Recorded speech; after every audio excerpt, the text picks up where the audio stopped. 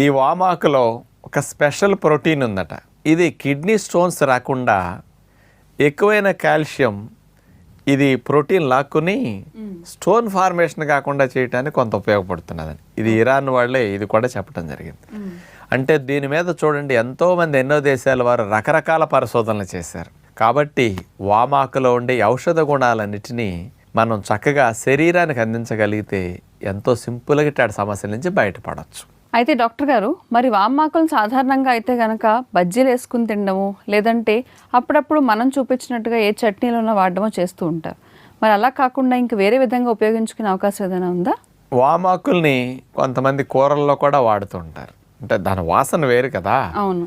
ఇంకా వాటితో పాటు అండి ఈ కషాయాలు మనం చేసుకుంటున్నాం కదా, ఆ కషాయాల్లో ఈ వామాకులు వేసి కూడా మరిగించవచ్చు. ఎందుకంటే లంగ్స్కి చాలా అవసరం కదా. ఇది